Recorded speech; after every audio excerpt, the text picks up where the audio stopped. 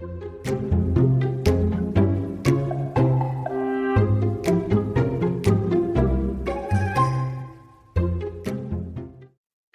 guys, welcome back to True Crime with Tiff Klein, giving criminals the disrespect they deserve. This is season 3, episode 2, and I know I just put out an episode a few days ago, and most podcasters release an episode on certain days and times, but that's not how I roll. I do podcasts when I feel like doing podcasts, and it could be 3 a week, it could be 1 a week, it could be every other week, because I don't like to force them. Not saying anybody else does, but it's just my style.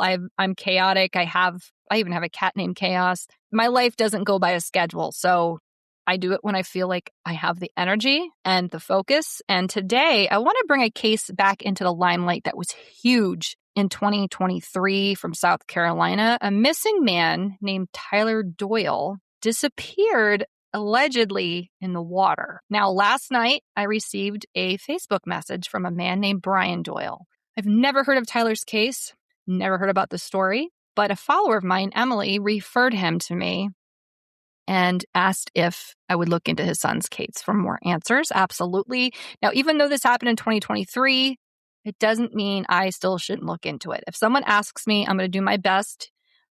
So after speaking to Brian, in deep diving, I watched videos last night. I read a lot of comments in those videos, and I got as much info as I could. And I told Brian that I would dive deeper, and I would try and connect him with some other people I know through the true crime industry, community, whatever you want to call it, and hopefully get some more attention on this. So after researching, piecing together info, and then getting facts from Tyler's dad, I got a lot of information. And again, you guys know, if you've been listening to me for 3 seasons, I don't like to just put out my opinion without backing it up. I don't like to put out facts that I think are facts or the internet thinks are facts, but the family hasn't confirmed them. I got as much information as Brian as I could and asked questions. He confirmed, and those will be, talked about in this episode. But I don't like getting on here and speaking for somebody else, unless it's like a big case that has been around for years and there's so much information on it. I still don't really like to give my opinion, but I try to verify the facts first. And we mess up. We're human, and we don't do it on purpose. I've noticed lately my brain has been so scattered because of work and CrimeCon, and sometimes I say the wrong name or the wrong date, and I truly apologize. It's not my intention. And after you do an episode for almost 2 hours, to go back and re-edit it, it's just... You re-listen to it and you're like, oh my God, I said the wrong name.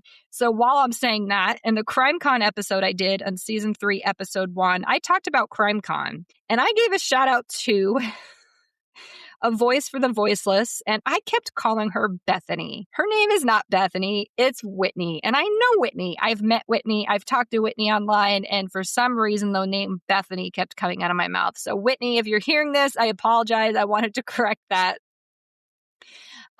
So let's get into the Tyler Doyle case, missing since 2023 in South Carolina. Buckle up. It's a long one, guys, but it deserves to have more eyes and ears on this case because there's some sketchy shit going on. The disappearance of Tyler Doyle, a 22-year-old duck hunter from North Myrtle Beach, occurred on January 26th, 2023. Off the coast of Little River, South Carolina. The South Carolina Department of Natural Resources, also known as SCDNR, along with multiple state and local emergency agencies, led an extensive investigation and search. On the afternoon of January 26th, Tyler Doyle and a friend, Christian Holden, went out duck hunting in a 16-foot John boat near the Little River jetties. Jetties are rock structures located near the South and North Carolina border, and a small craft advisory was active at the time, making the sea conditions notably rough. So they went out, weather's bad, they're putting out ducks, decoy ducks to, as they call it, jump the ducks. And they were separated because Tyler dropped Christian off at the jetties and then went back out in the water to set the duck decoys. So while they were separated, Tyler called his friend to report that the boat was suffering mechanical issues. The motor had cut off and the vessel was rapidly taking on water and drifting. the friend Christian flagged down another boat and called 911. First responders arrived within minutes and rescued the friend from the jetty rocks. Rescuers located Tyler's submerged boat with only about a foot of the bow showing above the water. The water temperature was recorded that day at 50 degrees Fahrenheit, but the air temperature was 39. Guys, that's still cold, even for South Carolina. If the water was only 50 and the air temperature was 39, those boys were not warm. Following a Freedom of Information Act, as most of you know as FOIA, it's a release of case data, right? So including witness statements, 911 calls, independent cellular and Life 360 GPS tracking location data, the SCDNR investigators confirmed that all evidence completely corroborated the friend's account of the event. The SCDNR firmly stated that no foul play is suspected and that rumors circulating on social media regarding criminal intent or pending charges were entirely unfounded.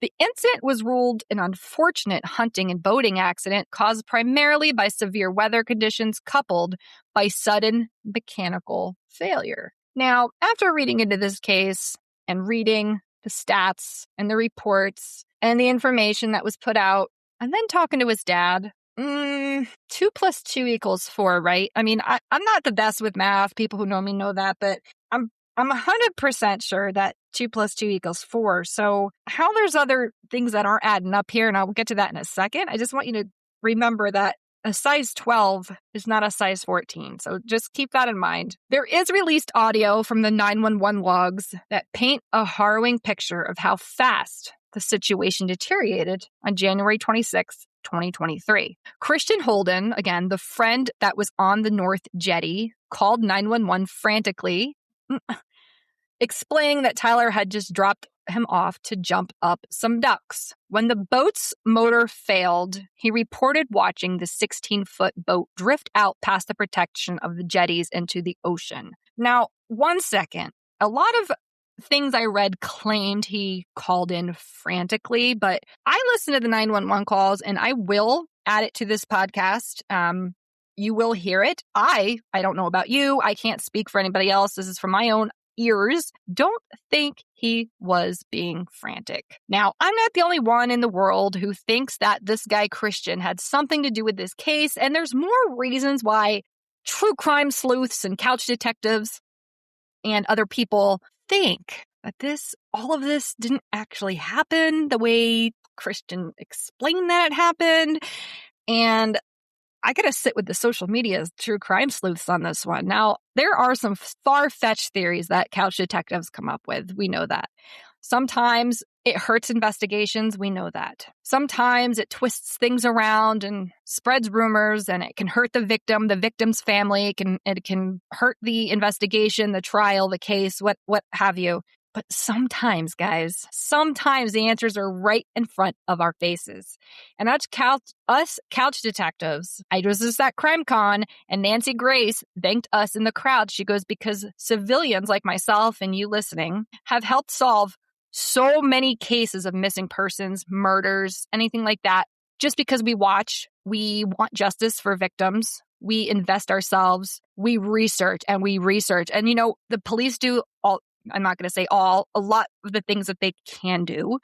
They can do a lot more. A lot of cases get pushed aside. They end up on a shelf in a box. Things get pushed aside because of bigger cases and more, quote, higher status cases, if you will. So sometimes all it takes is an extra set of eyes and ears, right? And there's been cases that people have looked over and looked over and looked over, and then 20 years later, a new detective comes on, or a new sheriff or a new deputy, and somebody looks at the case again, and then they catch something that they didn't catch the first time. So just because a cold case is, quote, closed, or a cold case is still cold, it doesn't mean that it should be forgotten. They're not dead cases, they're cold cases, right? And I got that from Brittany Phillips's mom, Maggie. She travels across the country in a caravan. She's done 25 trips, 340,000 miles, because her daughter was murdered and she's out to get justice, but she's also helping other people find their missing loved ones and get answers for their murdered victims. And that's what it's about. So she always says, a cold case is not a dead case. Don't leave them out in the cold, right? So I don't want to leave Tyler out in the cold.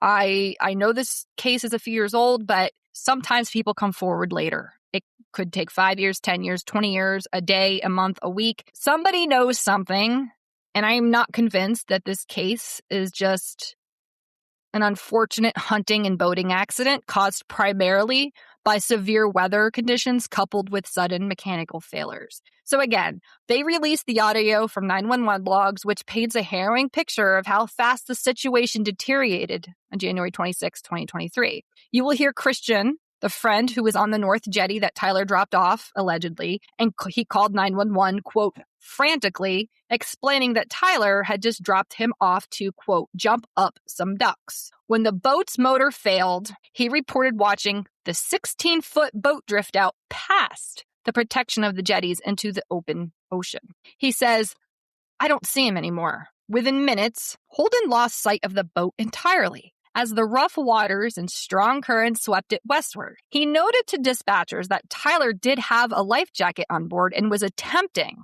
to put it on as the boat began taking on water. Now, after talking to Brian's dad and reading posts from Brian's dad and seeing videos, Tyler's dad went out to the jetties. I'm sorry if I kept saying Brian's dad. Tyler's dad, Brian, went out to the jetties himself and stood there and wanted to see how far he could see. Now, he could see pretty far standing on those jetties out into that ocean, but somehow Holden couldn't see anything, and the 16-foot boat drifted out past the protection, and all of a sudden, in minutes, he lost the sight of the boat, lost sight of Tyler.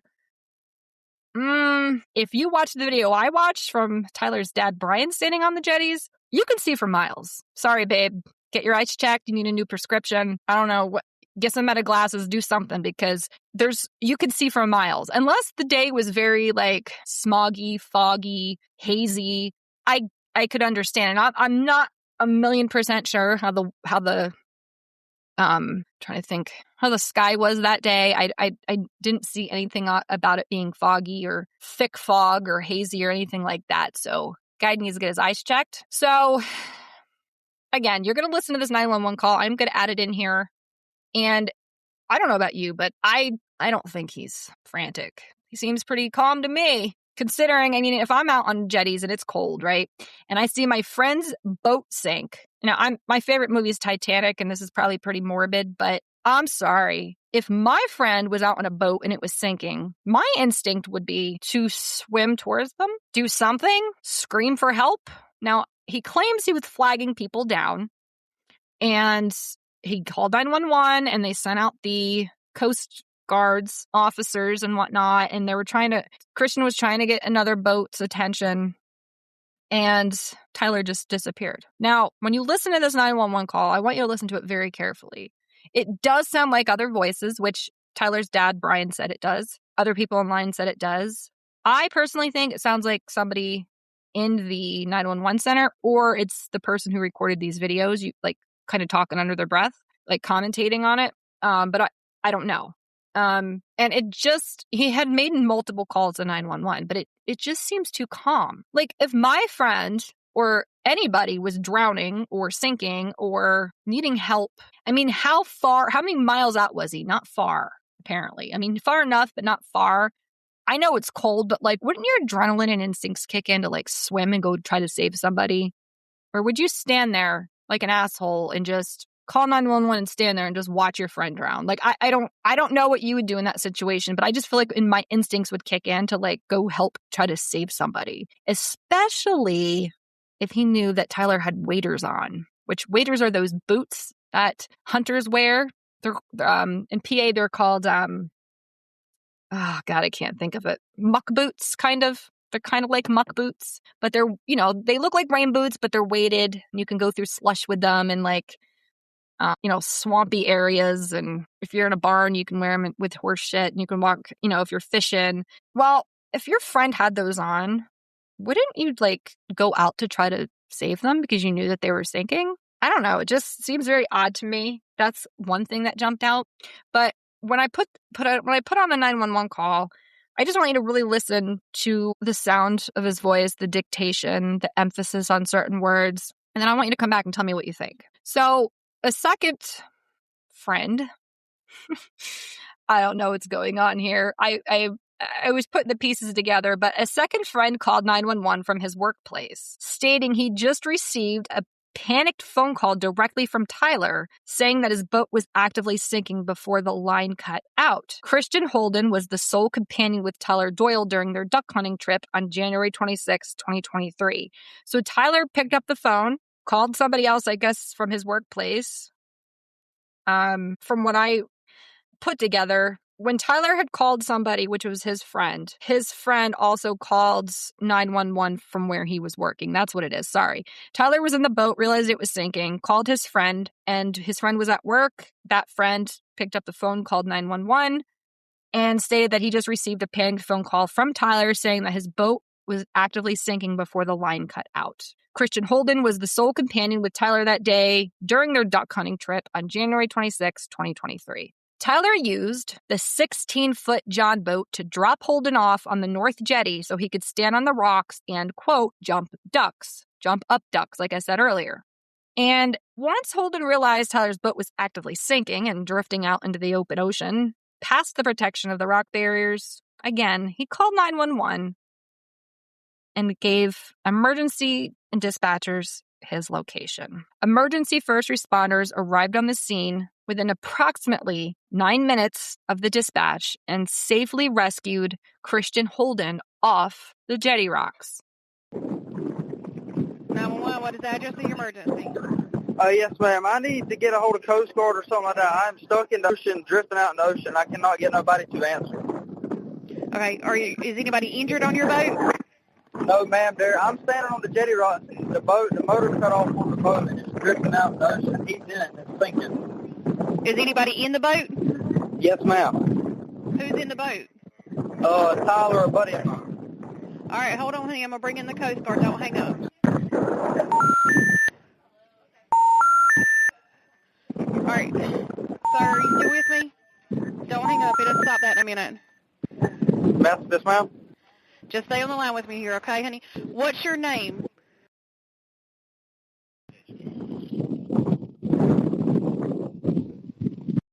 And what's your telephone number you're calling me from in case we get disconnected? Are you on the North Jetty? Yeah, I'm in the jetty, the Little River. Yeah. Just stay on the line with me, sweetie. I'm going to get you some responders here.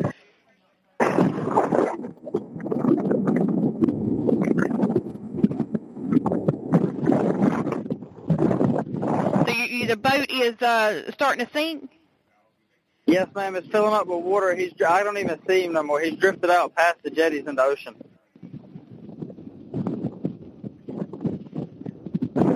Was there anybody else on board besides him? No, ma'am.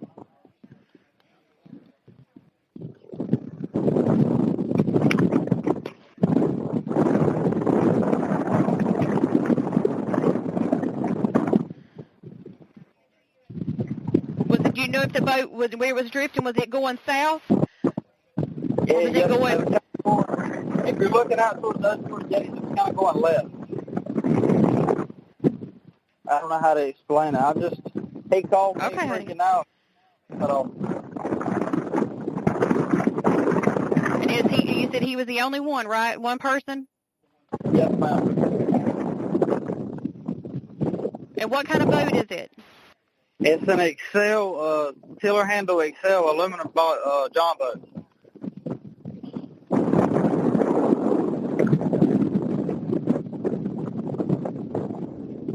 And do you know if anybody was in the water? Did he know if he jumped out, or were you able to see? No, ma'am. I was able to see him drift out, but I do not see him no more.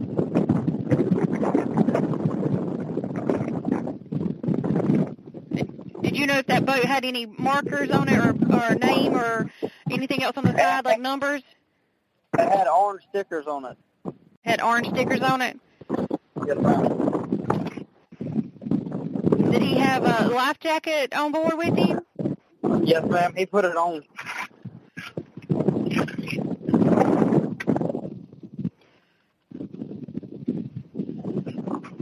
Okay, other than your cell phone, do you have any other type of communications? Does he have any type of communication? He's got a cell phone. Do you know what his number is? I do. What's his number, honey? Tyler.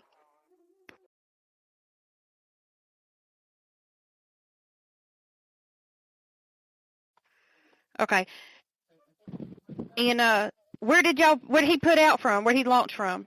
The swing bridge at Little River. There's a boat coming out now.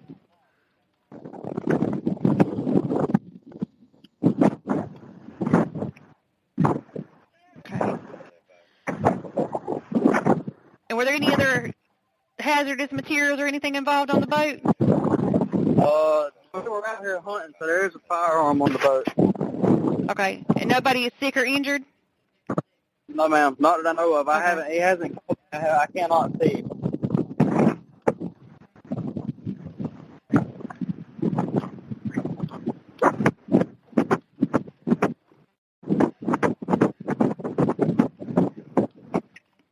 So you were able to get out the boat and got on the jetty? Yes, ma'am.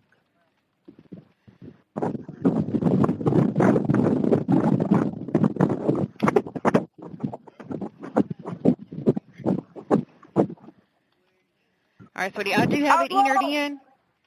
We've got him on the way to you. Yeah, honey? Yes, ma'am. I hear you. I'm trying to get this boat to come to me now, but they're not paying attention. Yeah. Like I said, we're sending somebody to help you. Stay on the line. If it's safe to do so, just... Do you have a life jacket with you in case you need it? I do not. All right. You do not? All right. You stay right there on the jetty, okay? Okay. All right. Listen, we've got some help coming to you. Is your phone fully charged? It is. It's on 42%. Do I need to try to get a hold of him? Well, you can, honey, but if you have to, you can call me immediately back. Just make sure you save your battery power on this phone, okay? Okay. All right.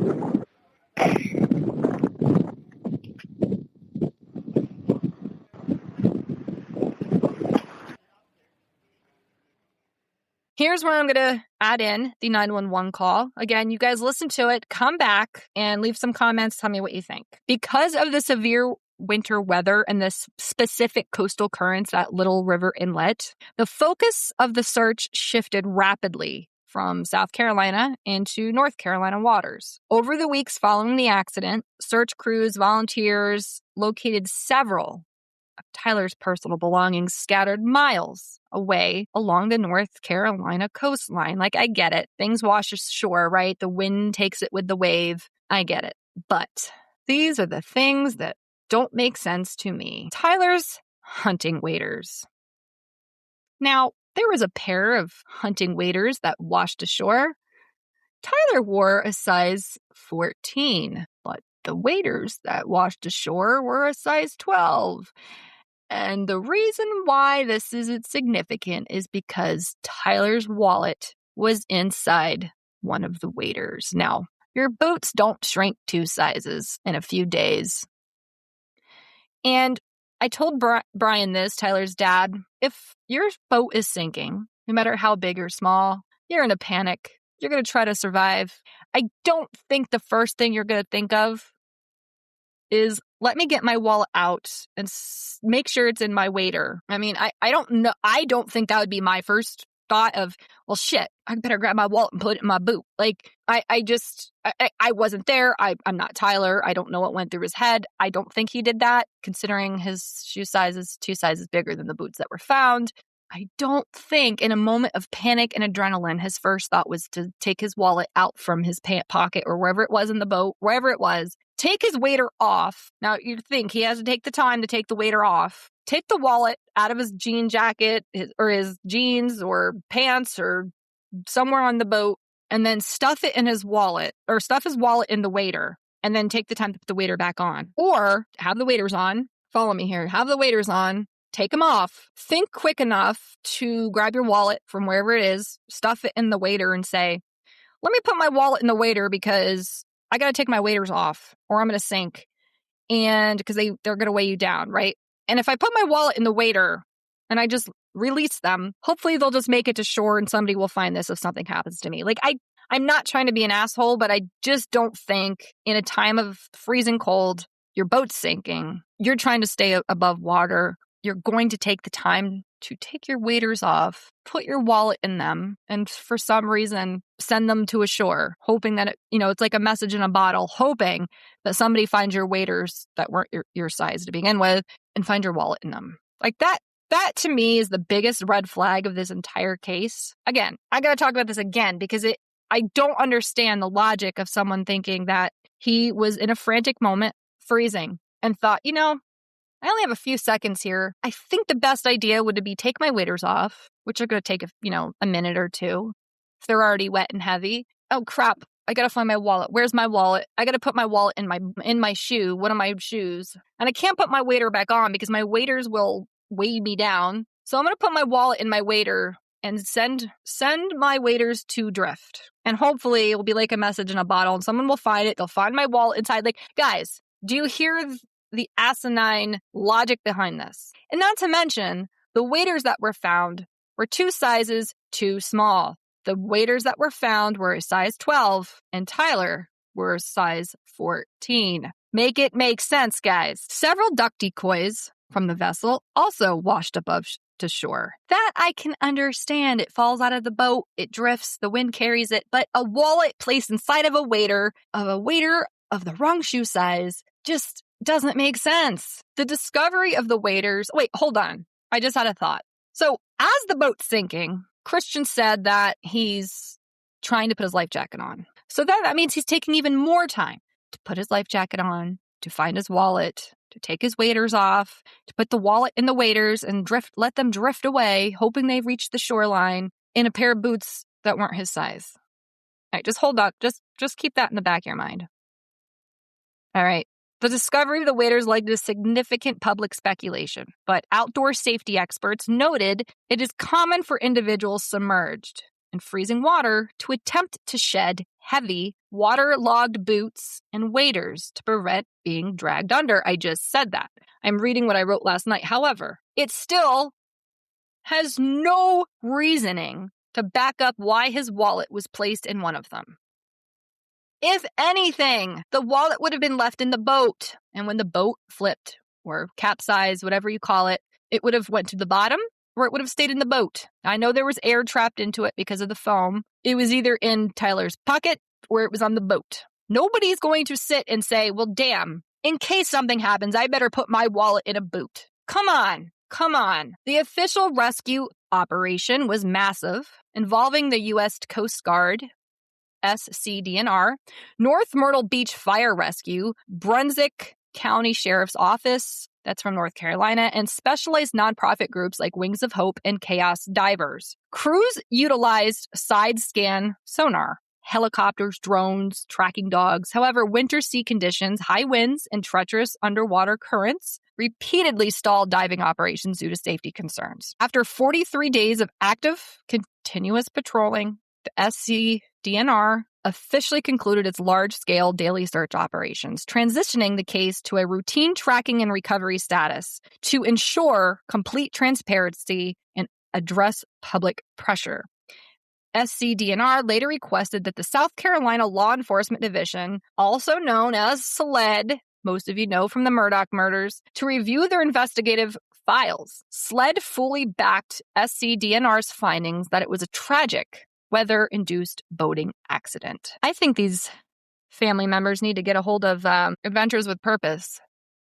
They have seemed to find many cars underwater with bodies in them. I'm not quite sure if they've only found bodies, but it's worth something. Tyler's disappearance was uniquely heartbreaking for his family and the tight-knit local community. At a time of his disappearance, Tyler's wife was pregnant with their first child, and local family and friends continued walking the shorelines for months in hopes of bringing him home. There were vigils held continuously at the boat ramps, and independent search groups organized family and friends that continued walking the shorelines. Tyler Doyle has never been found. Now, I'm going to back up here for a second.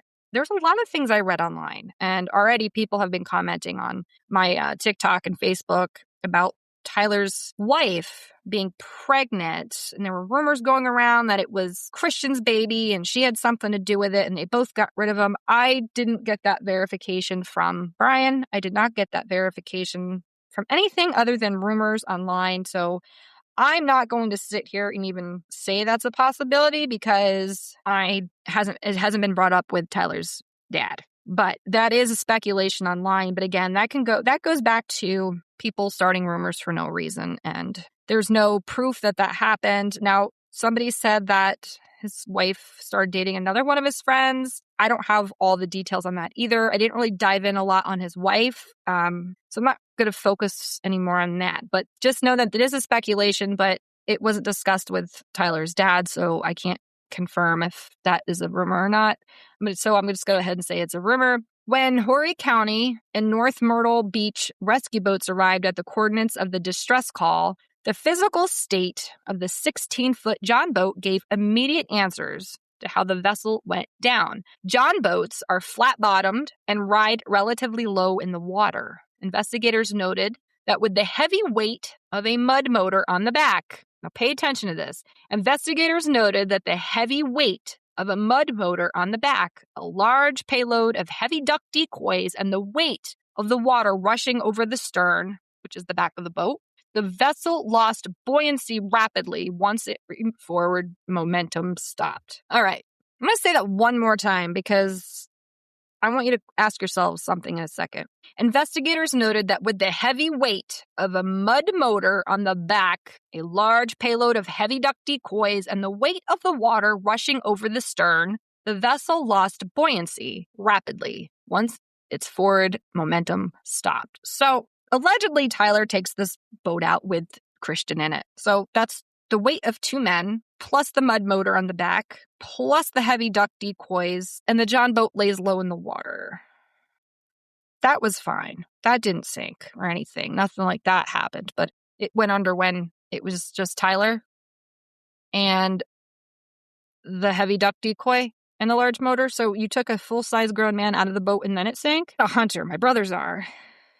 I'm not a duck hunter. I did on Nintendo when I was a kid, but that's when you stuck the gun up to the TV. And I don't work on the river. My dad does. He's a captain, pushes the barges from power plants. So my dad and my brothers are pretty well versed in the hunting and water environments, and even they're not dumb enough to think. So you have two large men in a boat. A boat, mind you, that's low in the water. Two grown men and heavy duck decoys and a mud motor. That was nothing. That didn't cause the mechanical issue. It was only when the other full-sized man got out of the boat, then all of a sudden there's a mechanical issue. Okay. A small craft advisory was actively producing rolling swells outside the protection of the jetties. Once the motor stalled, the boat naturally turned broadside, or stern into the incoming waves, in 50-degree water. Now remember, the air temperature was 39. It takes only one or two large swells breaking over the transom of a flat-bottom boat to fully swamp it. I still can't get over the fact that two large grown men with heavy duck decoy and a mud motor were fine. But it wasn't until Tyler dropped Christian off on the jetties that then there was a problem. Then it sank. All right. I think we need to call James Cameron in here because he could probably build a model of this and test it out for you, like he did with the Titanic. When located, the boat was completely upright but vertically submerged. So standing up and down, just submerged. The heavy motor anchored the back to the sea floor, while air trapped in the bow that kept the tip of the nose breaking the surface. So you guys have seen Titanic. The ship splits and it bobs up and down out of the water. This one didn't split. It stayed vertical. But because there was the anchored back to the seafloor, the air trapped in the bow kept the tip of the nose breaking the surface. So it sunk vertically. It didn't flip over. It didn't go over sideways. It didn't sink down or horizontally. It sank vertically. The discovery of Tyler's hunting waders on a beach in North Carolina sparked massive viral conspiracy theories online, with internet sleuths claiming it was possible for someone to drown and leave their boots behind. Now, I went over this 20 times earlier. Yes, someone can leave their boots behind because they know it's going to weigh them down. But who is going to stop to think, geez, let me put my wallet in the waiter, just in case? However, survival experts and SCDNR address this directly. Modern and breathable waders do not inherently pull a swimmer down like an anchor. However, once they fill completely with water, they add roughly 20 to 30 pounds of massive, dead, dragging weight. When a person tries to pull their legs up to tread water or climb out, it is standard water survival training for water flowers to immediately kick off heavy boots and shrug out wader suspenders if they find themselves submerged in open water. Doing so is exhausting, desperate physical struggle, which explains why the waders were found unbuckled and floating separately miles away. Okay, Tyler's a seasoned waterman. He's a seasoned hunter. Maybe his first thought was to take his boots off, but it still doesn't explain why his wallet was placed in them, and it doesn't explain why they were a size 12 when he wore a size 14. Now, I could imagine if he's a seasoned waterman, sure, kick your boots off because it's common sense. You know they're going to weigh you down. So he unbuckled them, took them off. But why put your wallet in there? That's what it all comes back to. Why not just leave it on you? I don't know. I don't get that part. The Tyler Doyle case became a prime example of how social media speculation can actively disrupt a real-world missing persons investigation. Because Tyler was young, a newlywed, and about to become a father, the case gained millions of views on TikTok and Facebook. When the active rescue search paused after 43 days, rumors exploded online. TikTok accounts began accusing the friend, Christian, on the jetty of foul play, inventing elaborate backstories about fights and claiming Tyler had been spotted alive in other states. The public pressure became so intense that it forced unprecedented steps. Did I say that right? Unprecedented steps from state officials. SCDNR took the rare step of publicly releasing a massive cache of evidence via FOIA, including the exact timestamps of the Life 360 tracking app from Tyler's own phone, which proved the timeline of the boat sinking matched the 911 calls perfectly. Okay, so just because the phone Life 360 tracked doesn't confirm that Tyler was on the boat. Who's to say that something didn't happen to Tyler before the boat went out and Tyler's phone was on the boat because it was planted and staged? Before I go any further, I'm going to interject from my experience of watching true crime for 30-some years. There's a high possibility that Tyler was never in that boat. There's a high possibility that Jesse himself drove that boat to the jetties, had Tyler's phone, wallet, left it in the boat, had a separate pair of waders, mind you, wearing a size 14, hopped out of that boat and let it go. Now, I don't think he let it go with the wallet and the waders inside the boat. My first reaction would be, and I had told Brian Doyle this, maybe Jesse drove the boat to the jetties and caused damage to that boat for it to sink because he knew there was a mechanical issue from the weekend before, guys. And he held on to the waders and the wallet and left the phone on the boat because some people are so sociopathic and crazy that they have a high IQ, and he probably thought, well, they're going to track his phone. Let's sink the phone. And by doing so, he kept the waders and the wallet back. And he placed the wallet into the wader and let them drift ashore.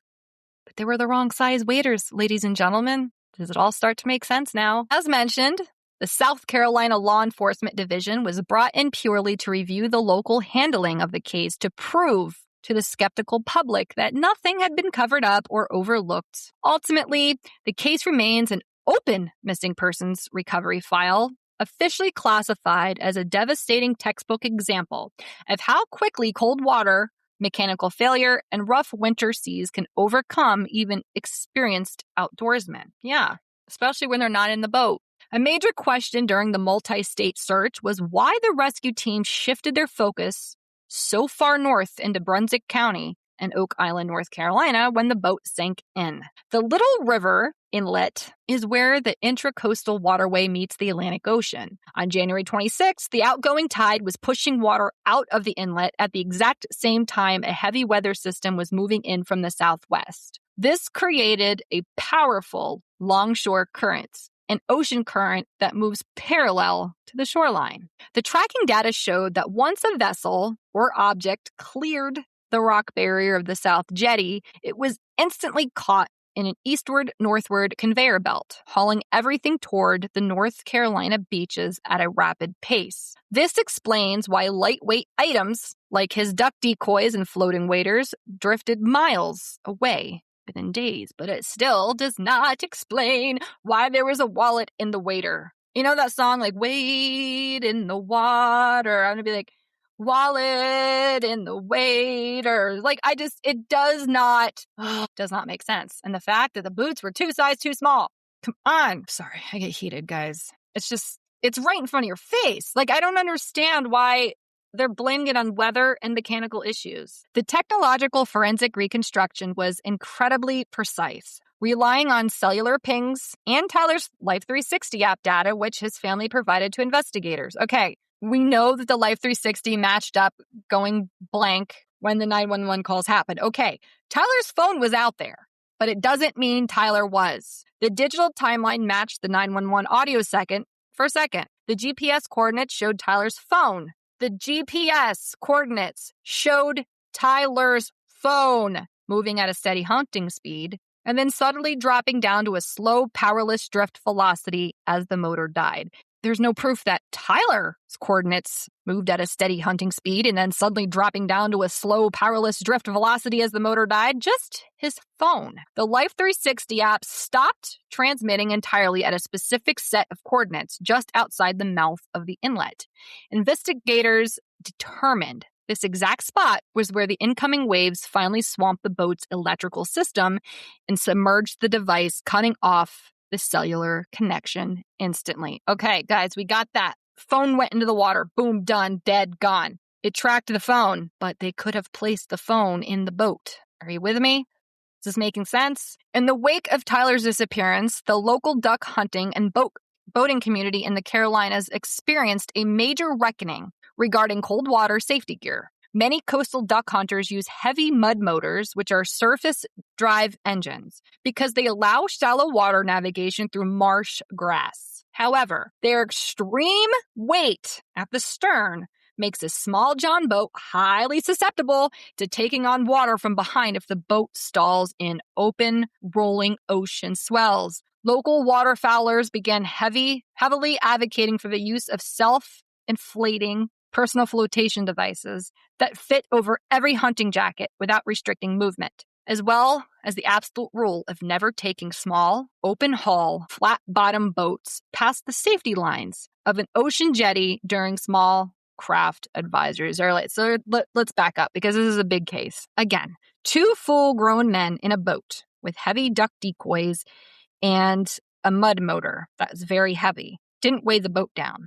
But as soon as Christian got out and went on the jetties, it had a malfunction and started sinking. That's when the water started coming in the boat. After another grown-sized man got out of the boat, the phone lost service when it hit the water. Doesn't mean Tyler was in the water, but the phone was. Tyler possibly took his boots off that weren't his size. Keep that in mind. They were a size 12. He wore a size 14, and his wallet was inside of them. But he was still putting on his life jacket. So he had enough time to call his friend, whose friend from work called 911, who had enough time to put a life jacket on, think about taking the waders off, thinking about where he should put his wallet, somehow put his wallet in the waders, and then decided to put his waders at sea. Okay. Waders that weren't his size. Remember that.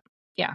Okay. Makes so much sense. I'm being sarcastic. So it's the word extreme weight at the stern. Makes a small John boat highly susceptible of taking on water from behind if the boat stalls. So 2 grown men in the boat doesn't add to this extreme weight, just only when Christian gets out. Okay.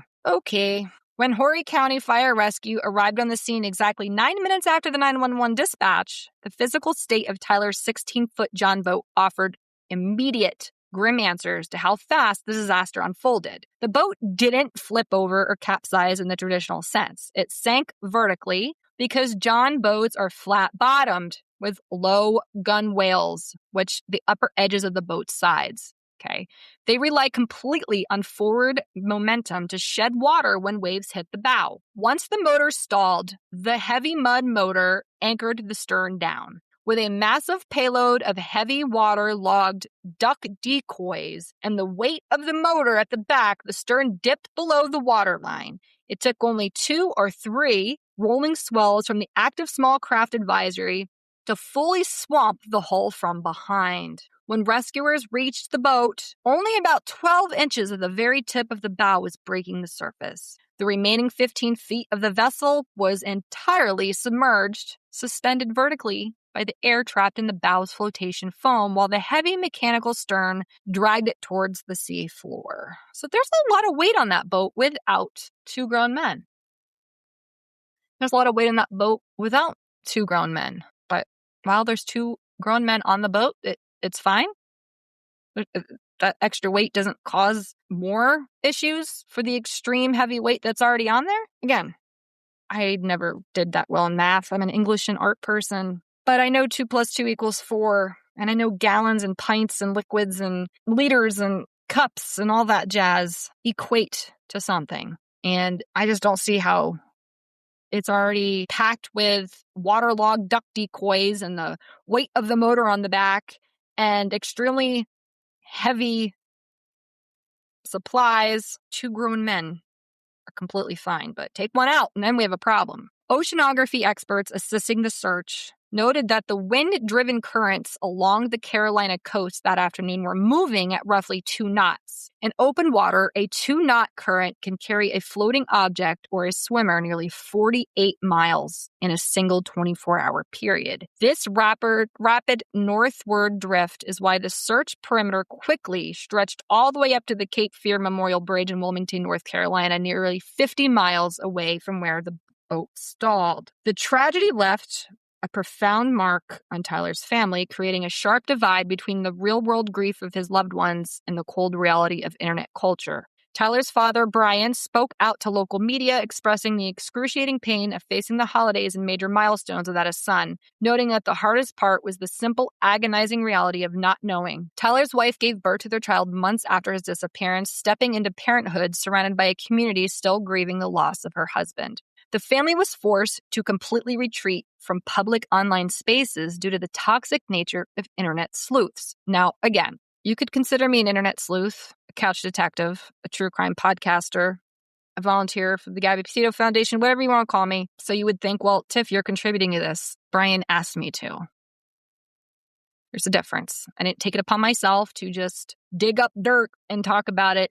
It was reached out by Tyler's father. Tyler's father eventually deleted his entire Facebook account, stating that the continuous creation of discussion groups and speculative chat rooms treated his son's real-world tragedy like a fictional game or a joke. Compounding the community tension, the family noted they had not heard from Christian Holden, which was the friend that was rescued from the jetty. Following the incident, they did not hear from him. While investigators completely cleared Holden based on rock-solid Life 360 data, cellular pings and matching timelines, the emotional fractures within the local hunting community remained deep. When an individual goes missing at sea, the legal process for the family is often incredibly complicated and emotionally exhausting. In many states, a person must be missing for several years before they can be legally declared dead. However, because the South Carolina Department of Natural Resources and the U.S. Coast Guard had extensive definitive physical and digital evidence, which is the sinking timeline, the Life 360, the GPS coordinates, recovered personal items, and the 911 calls, these exceptions were made to expedite the process. A legal declaration was eventually processed to provide necessary structural and financial stability.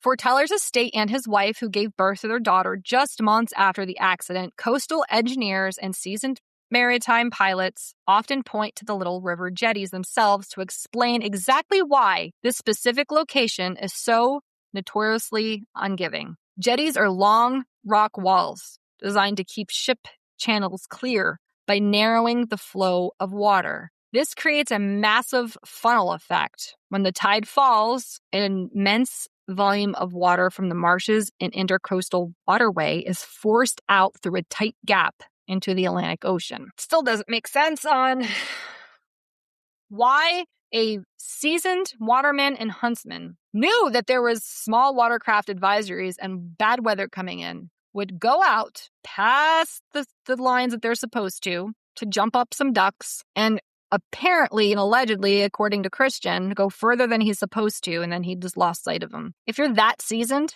I don't think you're going to be going out that far. Just saying. Just saying. On the afternoon of January 26, 2023, the outgoing tide was fighting directly against a severe southwest wind.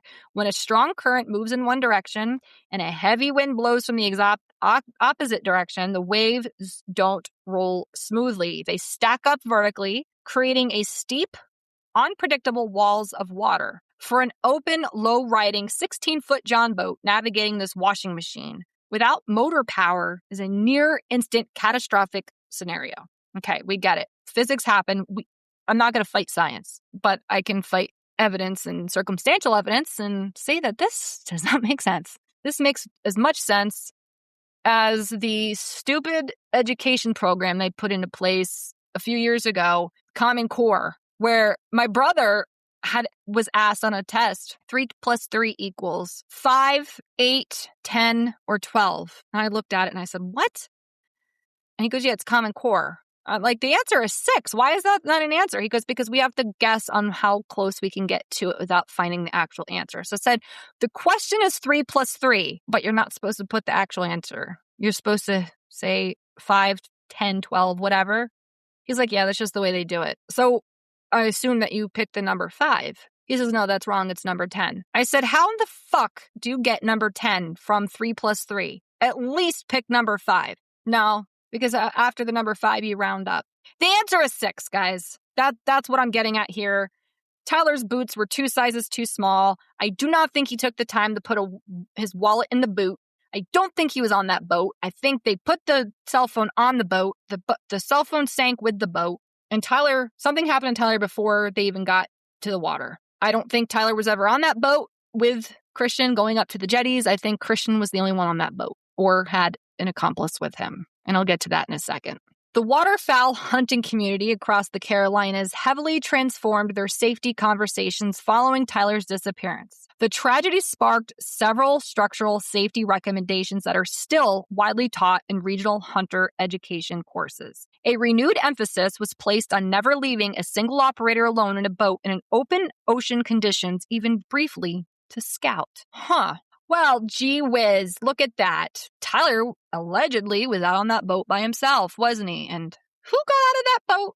Good old Christian Holden, standing on the jetties like Gilligan's Island, just ahoy, matey, just standing there, even though they weren't supposed to have 2 or 1 person in a boat at a time. If a motor fails when 2 people are aboard in a boat in open ocean conditions, even briefly to scout, if a motor fails when 2 people are aboard, 1 can drop the anchor and manage the bilge pumps while the other focuses on the engine or emergency radio. While Tyler and his friend used cell phones to call 911, investigators noted that standard cellular service can drop or lag in heavy swells. The maritime community used this case to advocate that all coastal hunters carry a mounted or handled VHF marine radio. Pressing the digital selective calling DSC distress button on a modern VHF radio instantly transmits exactly GPS coordinates directly to every rescue vessel and commercial ship within miles, bypassing the time delay of a standard 911 dispatch relay. So let's rewind here. Do you remember when I said that Tyler used his phone while the boat was sinking to call a friend, and that friend was at work and called 911? So people will argue and say, well, if he wasn't on that boat, then how did he call his friend? Maybe somebody was pretending to be Tyler and picked up the phone and called. Or maybe Tyler did call and then something happened to Tyler. But I don't think Tyler was on that damn boat. The localized response to Tyler's disappearance remains deeply respectful. The T. Craig Campbell boat landing in Little River, where Tyler launched his boat for the last time, became the permanent focal point for his memory. For a long time after the active search concluded, the landing featured a makeshift memorial wall filled with ribbons, duck decoys, signed with messages of hope and written prayers from local fishermen. A core element of the final incident report focused heavily on the mechanics of the boat's power source. Many heavy-duty coastal duck hunters opt for specialized air-cooled mud motors. While they are highly effective for cutting through thick marsh, like I said, and shallow mud flats, they lack the enclosed pressurized water cooling systems of standard outboards. When exposed to continuous, freezing salt spray in open, turbulent ocean swells, such as the active small craft advisory conditions outside the little river jetties, the exposed carburetors and electrical components of these motors are highly susceptible to sudden catastrophic moisture stalling. Sorry, that's a mouthful. Once the motor stalled, Tyler's boat immediately entered a dead ship state. Without the forward propulsion required to force the low bow up and over oncoming waves, the boat immediately began to subject to the rolling swells, breaking broadside over the low aluminum gunwales. And again, Tyler was a seasoned waterman and huntsman. I'm going to repeat this. Many heavy-duty coastal duck hunters opt for specialized air-cooled mud motors. These are highly effective for cutting through thick marsh vegetation and shallow mud flats. They lack the enclosed pressurized water cooling systems of standard outboards. When exposed to continuous freezing salt spray and open, turbulent ocean swells, such as the active small craft advisory conditions outside the little river jetties, the exposed carburetors and electrical components of these motors are highly susceptible to sudden catastrophic moisture stalling. So why would Tyler, a seasoned, heavy-duty coastal duck hunter, subject himself and a so-called friend with a boat that he knows could be dangerous when there is a weather advisory and a small craft advisory outside the little river jetties? Why would he go out in bad weather when there's a small craft advisory with a boat he knows could be dangerous when it comes to the ocean swells and the freezing salt spray when it was freezing outside? This wasn't his first duck hunt. This wasn't his first rodeo, guys. Put the evidence in front of you. I do not believe Tyler took the boat out in freezing salt sprays with ocean swells with a small craft advisory warning them that the weather was bad if he was a heavy-duty coastal duck hunter. Doesn't make sense. And I don't think he was in the boat. I think the phone was placed in the boat, and I think a pair of waders were used that weren't his, and they planted his wallet in it to make it look like they were his that washed up on shore. Search and rescue medical officers detailed the severe psychological challenges present during the initial minutes of the incident, explaining the compounding effects of the elements on January 26, 2023. In 50-degree water, an individual experiences an immediate cold shock response upon immersion. This triggers a sudden, involuntary gasp for air, which can cause immediate water inhalation if waves are breaking over the person. Within less than 10 minutes, the physical ability to coordinate fine motor movements, such as unbuckling gear, pulling a manual FD cord, or treading water, is completely lost due to muscle incapacitation. So regardless of a person's physical strength of swimming proficiency, muscles tend to completely lose their function when they're in really, really, really cold water. So again, let's backtrack. And I keep backtracking because I want you to really solve that 2 + 2 is 4 and 3 + 3 is 6 here. So we have a heavy-duty ducksman, hunter, who knows the water, who knows how to duck hunt, who would know better not to go out in bad weather on a boat that could be dangerous during bad weather. And it's in freezing weather, so he knows if it's dangerous and catastrophic, he wouldn't take the boat out. And if he did, why would he do it if he was that seasoned and a veteran with it? So let's go with the theory that he sunk with the boat. So it's freezing, and he got an immediate cold shock right after minutes. It just said it can cause you to take breaths in when the waves are breaking over the person. In less than 10 minutes, the physical ability to coordinate fine motor movements, such as unbuckling gear. So he's freezing, he's probably losing motor function, but still had enough time to remove his boots that were 2 sizes too small. Think of his wallet, remove his wallet out of his clothing, take his wader off, put the wallet in and send them off to drift. But he was submerged in freezing water and probably lost motor control because his muscles were incapacitated. So, but math ain't mathin'. When the primary high-visibility aerial and surface search operations concluded after 43 days of continuous patrolling, the recovery effort entered a highly technical subsurface phase utilizing advanced sonar telemetry, specialty dive teams mapping the sea floor outside the Little River Inlet had to contend with incredibly hostile underwater environment. The area directly off the coast consists of a shifting, sand-bottom topography characterized by deep, migrating underwater trenches and heavy silt deposits. Oceanographers noted that heavy winter storms and high-velocity currents moving at 2 knots can completely bury heavy objects under inches of sediment with 24 to 48 hours. This extreme surface shifting made sonar differentiation incredibly difficult, as targets could be obscured by sand movement almost as fast as teams could map the grids. So wait a second here. If Tyler sank and went to the bottom, he could have been buried under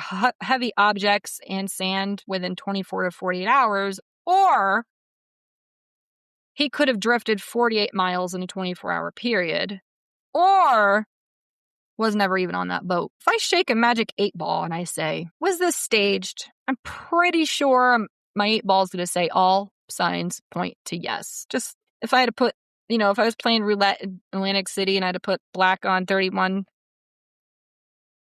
I'd go ahead and say that I don't think he was on that boat. So to ensure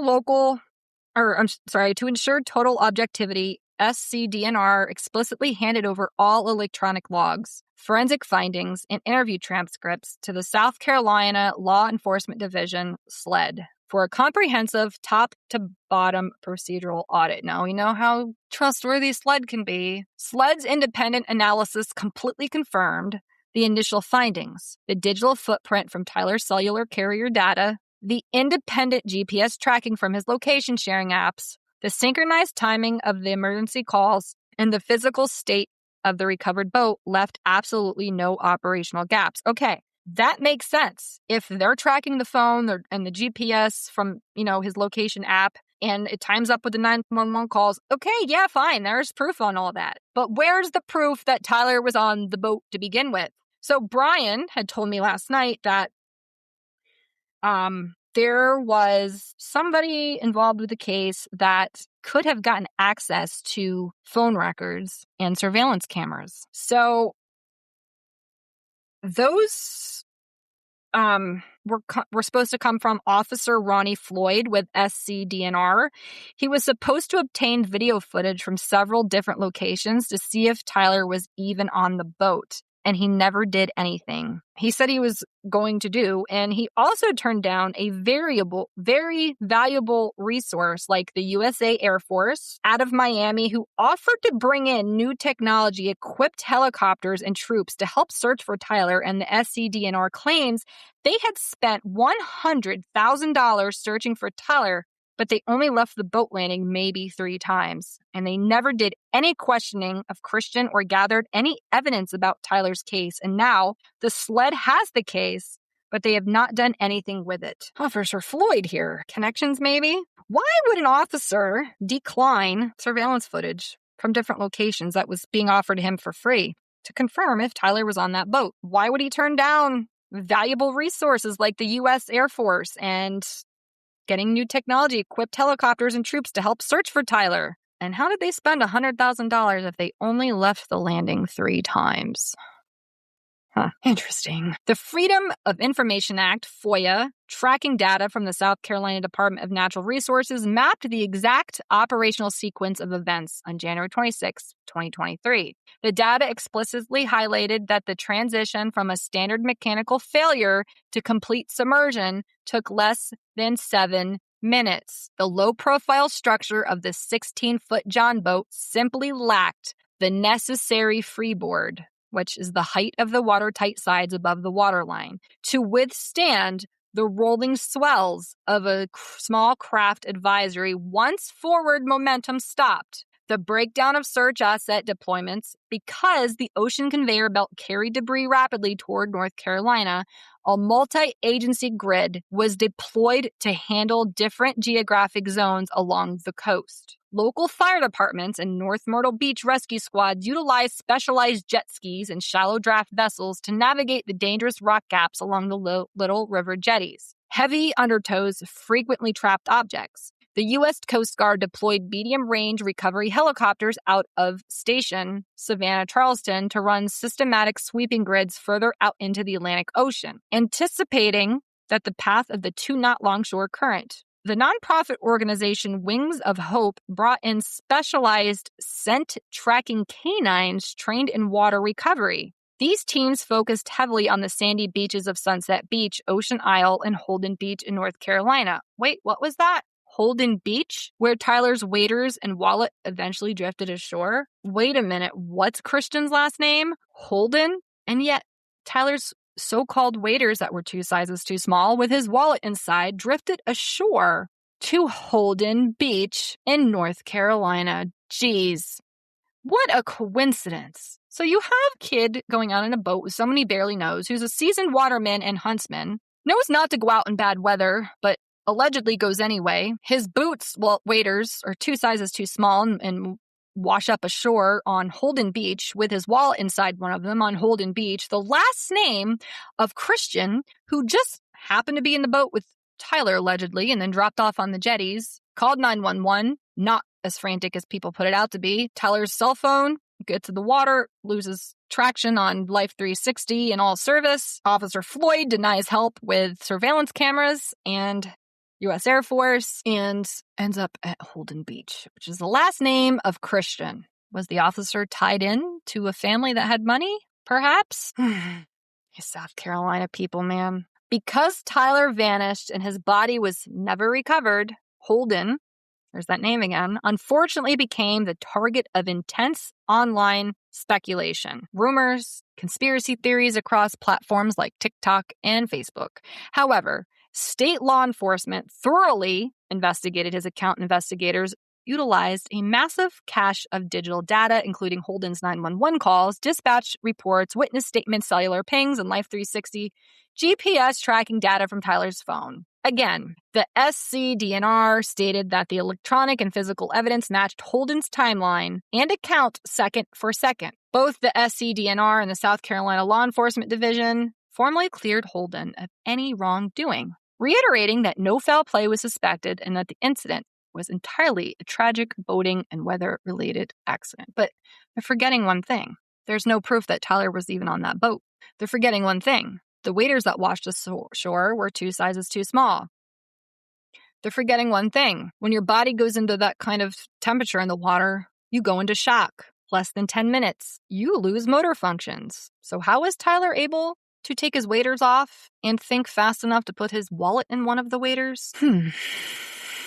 According to statements made to local media by Tyler's family, the emotional toll of the tragedy created fractures within their circle. Tyler's father noted in interviews that the family had not heard from Christian following the incident. Holden, there's that name again, like Holden Beach, has kept a completely private profile since the investigation concluded to avoid the ongoing online speculation surrounding the case. Because Christian Holden, like the beach, was the last person to see Tyler Doyle alive, investigators treated his initial statements with standard forensic skepticism. To verify his account, detectives did not just rely on his word. They cross-referenced it against a complex web of digital forensic data. Here we go with the digital evidence again. Okay, we get it. Times match, digital evidence match.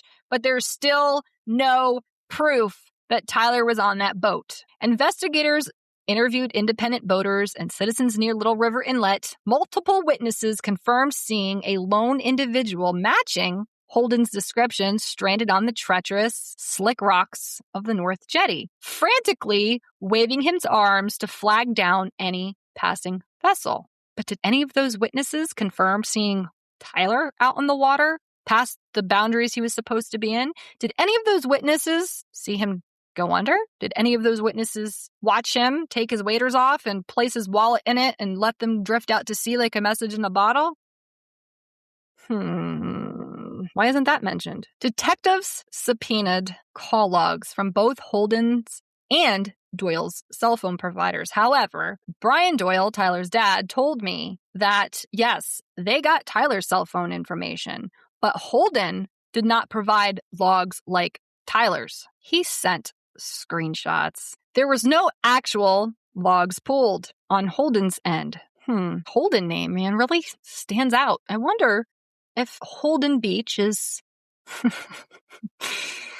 connected to Christian Holden, which I'll let you decide. And if Officer Robert Floyd is involved in any of this. You know, kind of like how Murdochs have a name and things just get erased. Today actually is June 7th, and it is the 5th anniversary of Paul and Maggie Murdoch's murder. So that's ironic that I'm talking about this, but, you know, things are covered up. It seems like they do that a lot in South Carolina, and it seems when you have a name, you get off scot-free. Now, if you were out on a jetty, waving your arms, trying to get someone to help you and your friend, and you talk to your friend's parents and tell them what happened, why wouldn't you go public with your story and be out there searching for your friend? Why would you disappear off the face of the earth to hide from public view if he was your friend? Wouldn't you want to go out and be a part of the community and tell your story a million times and hoping that maybe somebody has Tyler, maybe he washed up on shore somewhere, or maybe somebody saw him or has more information? Wouldn't you work with the family? Wouldn't you shake the father's hand and look him in the eye and tell him what happened? No, not Christian. No, he just kept a completely private profile and he avoided ongoing online speculations. Sounds to me like, wait, what does that remind? Oh, they're dirty laundries from the Gabby Petito case. The parents of Brian Laundrie, who pled the fifth and didn't say a word. Geez, all these stories sound the same. I mean, I'm not Cheryl McCollum. I'm not a crime scene investigator in the Hall of Fame. I mean, she's my friend, but I'm not Nancy Grace. I mean, I've met her, but I'm not dumb. And I know both of those ladies. And I think a lot like both of them. What about Scott Peterson when his wife, Lacey, went missing in 2002 and she was 8 months pregnant? He tried to flee the country to Mexico. When the attention was brought on him, he too went private. He did show up to a vigil or two and pretended that he was looking for Lacey, but then had a mistress on the side and was lying to her and said he was in Paris, but he still tried to go MIA and disappear. Interesting how all these psychopaths kind of are the same way. So again, if this was my friend, I would be with the parents. I would tell them over and over and over and over again the details of the story. I would be out there at a vigil. I'd be out there searching. I would be doing everything I could to help find my friend. Instead, this guy goes completely private, avoids any kind of online speculation. He's investigated. That's it. He goes silent, pleads the fifth, basically. And because Christian was the last person to see Tyler alive, investigators treated his initial statements with standard forensic skepticism. To verify his account, detectives did not just rely on his word. They cross-referenced it against a complex web of digital forensic data. Investigators interviewed independent boaters and citizens near the Little River Inlet. Multiple witnesses confirmed seeing a lone individual matching Holden's description, like I said. But did anybody say they saw Tyler? The exact timestamps of the incoming calls to Holden's phone matched the frantic tone — he did not have a frantic tone — and duration he described to dispatchers. Furthermore, the towers handling the cellular handoffs placed Holden precisely at the mouth of the inlet, exactly where he claimed to be. The most definitive piece of evidence clearing Holden was the real-time GPS telemetry from Tyler's phone. This is getting so... it's making me irate. How many times are they going to use the cell phone that Tyler had as evidence that proves Holden's innocent and proves that there was nobody else involved, or prove that nobody else was involved? Let's just say maybe it wasn't Holden. Let's just say in general, nobody else was involved because Tyler's phone just matched up. Yeah, because it went out of service as soon as it hit the water. It does not mean it was on Tyler. It does not mean it was with Tyler. And it does not mean Tyler was in the boat. Data showed the boat moving away from the jetty after Holden was already stationary on the rocks. The digital footprint proved it was physically impossible for Holden to have any physical contact with Tyler on the boat when it began taking on water and subsequently sank because Tyler wasn't on the boat. Of course, Holden didn't have any physical contact with Tyler when Tyler wasn't on the boat, but the cell phone was. When the audio logs of Holden's 911 calls were reviewed by investigators and later scrutinized by the public upon release, his demeanor on the tape heavily supported a sudden, catastrophic emergency rather than anything premeditated. Get the hell out of here. This is from the research I found, and then I listened to the 911 call. He was not. It is. It's on 42%. Do I need to try to get a hold of him? Well, you can, honey, but if you have to, you can call me immediately back. Just make sure you save your battery power on this phone, okay? Okay. All right. 911, what's the location of the emergency? Oh, yes, sir. I was just talking to somebody, and she told me to call her back about one of my buddies being lost. I do not know her number. One of your buddies being lost? Yeah, she told me to call her right back to try to get a hold of him. But I can't get a hold of him. Were you able to make contact with your friend? No, I was not. There's a boat here now looking with me. They're actually pulled up, but I cannot see him. I do not know where he was. The boat, last time I talked to him, the boat was sinking, and now I can't get him to answer. You said the boat is sinking and you can't get him to answer? No, sir. You're calling him on his phone? Yes, sir. What do you see? All I see is the ocean. There's a boat here now going out in the ocean. I forgot communication with them, and they were helping me try to look to see if they could find him and just get him off the boat. Okay. They're loading it. Yeah. Yeah, do you see the Coast Guard? No, sir, I don't. No, we got some communication going on here, okay? So just stay with me. What are you looking at? I'm standing on the jetty rocks. He dropped me off. We were hunting, and he dropped me off on the jetty rocks to stand here while he took the boat and went out and tried to jump up some ducks. And the motor cut off on the boat. You said what happened to the boat? Okay. The motor cut off on the boat. What's your friend's name? Tyler. What's his last name, sweetie? Doyle. Dove, D-O-V-E? D-O-Y-L-E, Doyle. Okay, you said he went out to ruffle up some ducks, and when he jumped up, the motor fell off the boat? No, the motor cut off, and he could not get it back cranked. Okay.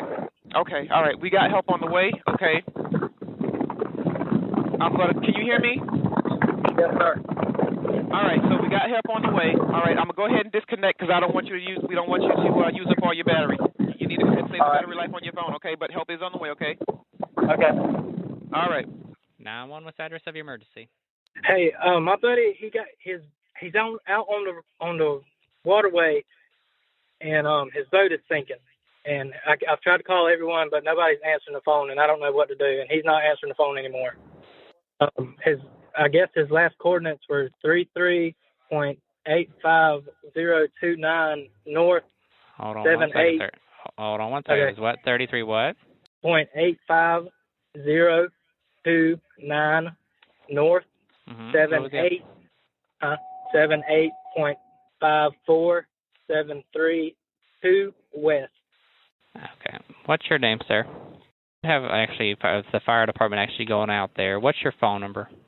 Was he hunting or something out there with somebody or what? I think he was hunting, but I don't know if he was with anybody. I was at work and he called me, and I don't know. And he hasn't answered the phone in probably 10 minutes. What's your friend's name? Tyler Doyle, D-O. Okay. D-O-Y-L-E? Yes, sir. What's Tyler's phone number? We did, like I said, the fire department on the way out there to that area, okay? Okay, out on the water? There's a couple on a boat trying to go out that way to see what they can find. All right. Okay? Thank you. All right, thank you, bye.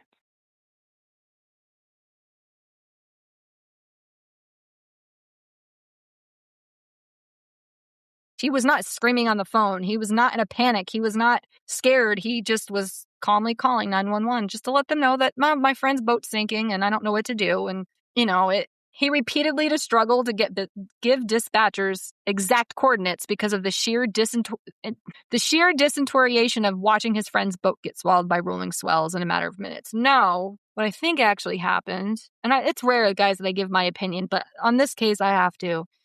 What I think happened was he forgot the exact coordinates because maybe he forgot to write them down.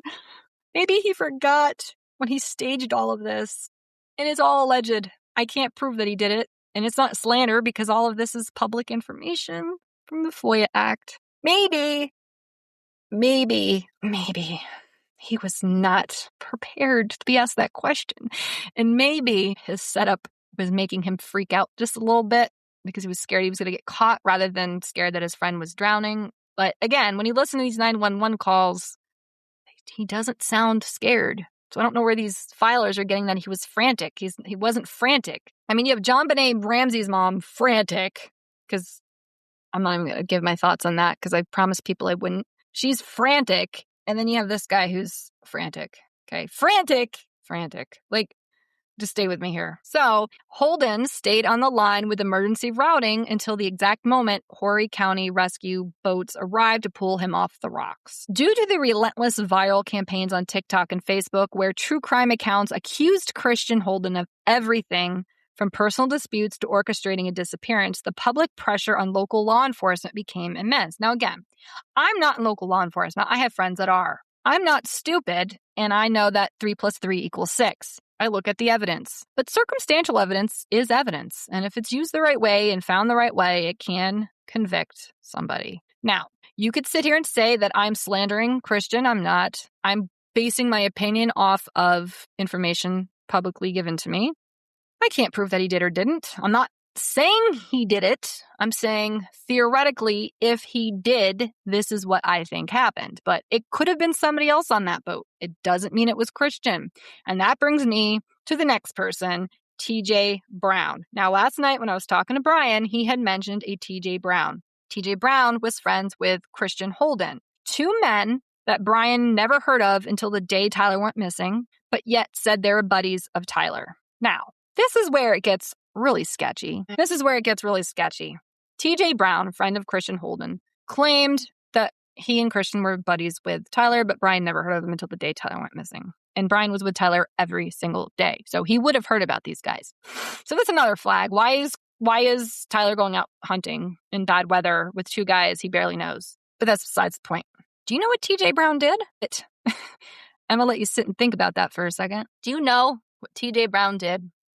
TJ Brown came to the jetties or the landing, wherever Christian was with his firearm and other items, and TJ Brown got rid of them for Christian. Yeah. So why did TJ come and pick up Christian's firearm and other items before the police and rescuers even got there? To me, possibly to get rid of evidence. So how did TJ get out there to begin with? And how was he able to get there faster than the police and rescuers? And why is he taking things from a potential crime scene? I mean, at that time, it wasn't a crime scene, but it could have been. And they could have taped off an area. They could have sealed the evidence. But TJ comes strolling in. Now, again, I don't know if he drove up, if he was on site with I keep wanting to call him Jesse. I don't know why.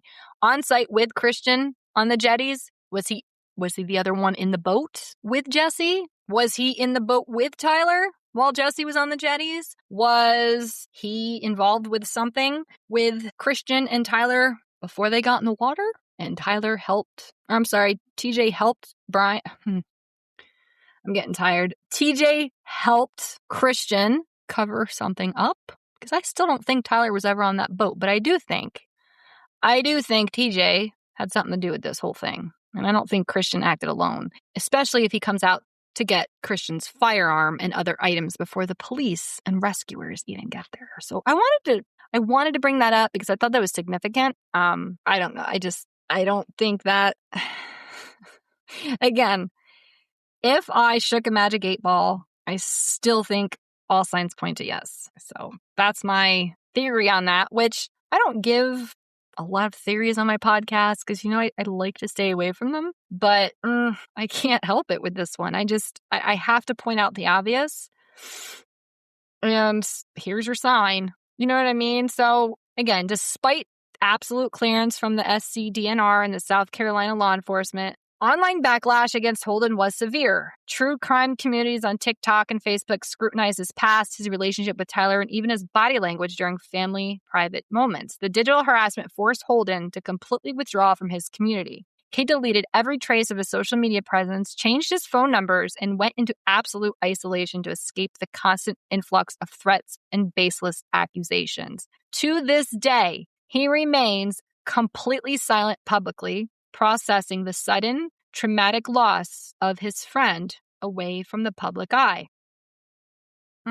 If my friend died, allegedly, theoretically, and all that happened, and they were accusing me, that would make me speak up even more to prove my innocence. I get people don't like conflict, and maybe the guy felt like he's damned if he does and damned if he doesn't. But would you go completely MIA if you were innocent? That just screams guilt to me. But again, that is a theory, guys. I cannot prove that this is what happened.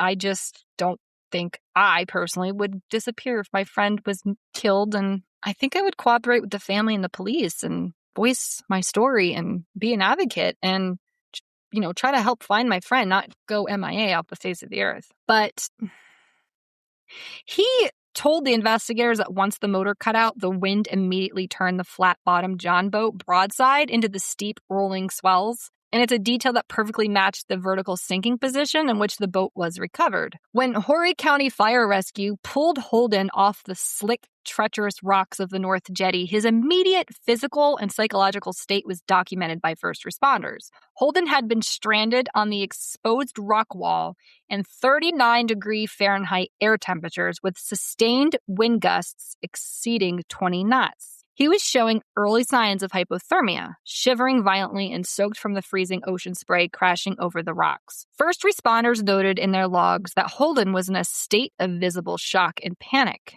screaming and pointing out toward the open ocean where Tyler's boat had vanished into the swells. He had to be physically assisted off the rocks due to the freezing conditions and the slick terrain. One of the most definitive tools investigators used to clear him was the minute-by-minute velocity and location tracking from Tyler's phone. When detectives mapped the data, it showed a clear, indisputable story.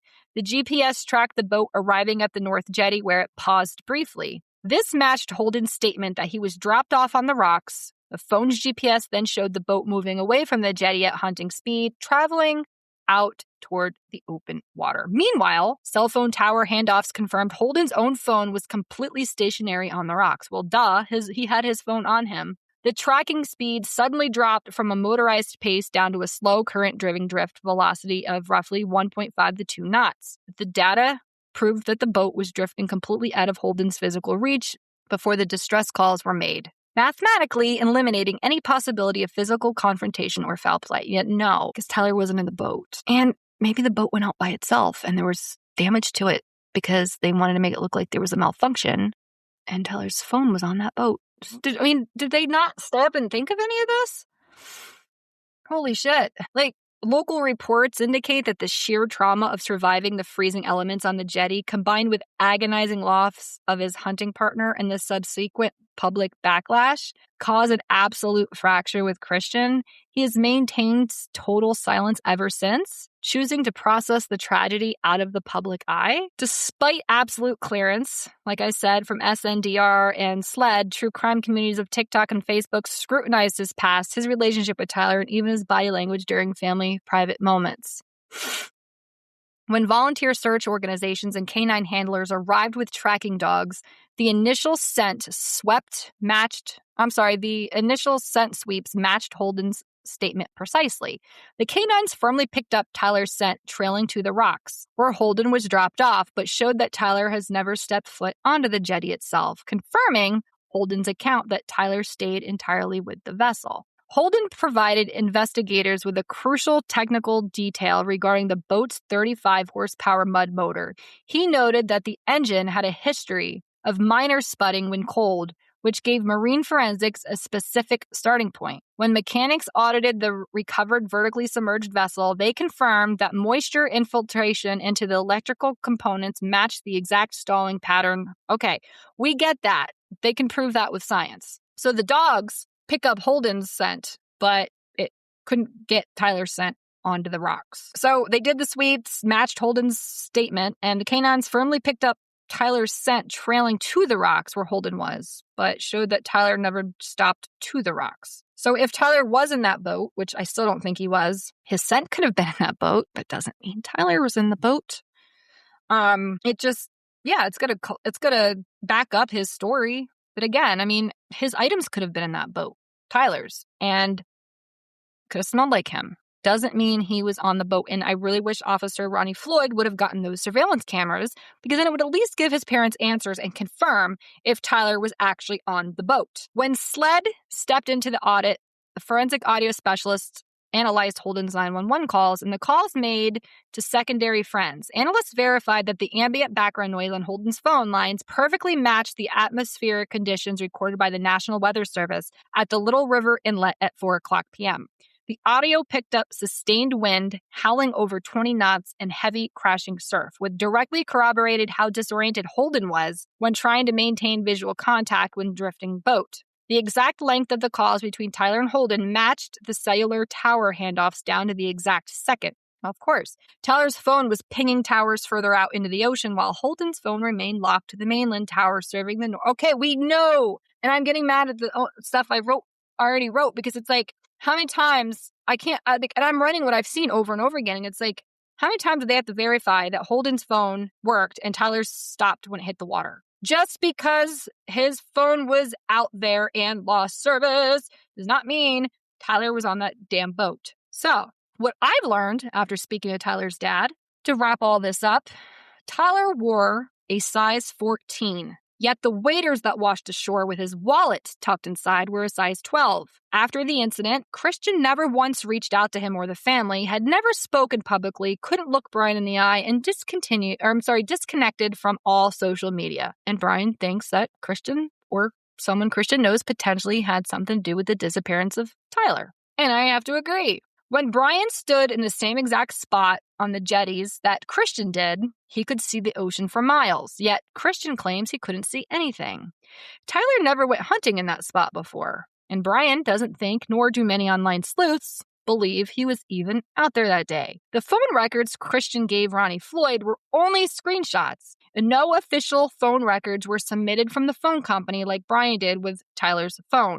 Ronnie Floyd never got the video surveillance from the places that were going to give it to him for free. And if he did, Brian would have confirmation Tyler was or was not on the boat that day. The boat was going, according to Brian, 74 miles per hour, going towards the jetties. And Brian knows, and this goes back to what I said earlier, Brian knows that the John boat won't go that fast with 2 people inside the boat, hunting supplies and everything else they brought with them. Brian never heard of Christian until that day. He never heard of T.J. Brown until that day. Christian Holden had a firearm, but his friend T.J. Brown came and picked up Christian's gun and other items before the first responders arrived. Brian said, I don't think Tyler even knew much about Christian before that day because I was with Tyler every single day and I have never seen him before. Again, guys, as you know, I try to be as factual and as ethical as I can be in respect to the victim and their families.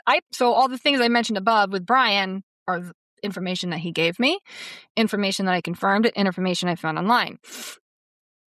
I discussed some of my thoughts with him, and he agrees. So everything I'm saying in this is not made up. It's not me just having a, quote, opinion. It's not me being disrespectful. I've talked to Tyler's dad. Okay. My first question was, why would Tyler be out on the ocean in the cold when bad weather was coming if he was a seasoned waterman and hunter? Especially in a place he's never been, right? That was question number 1.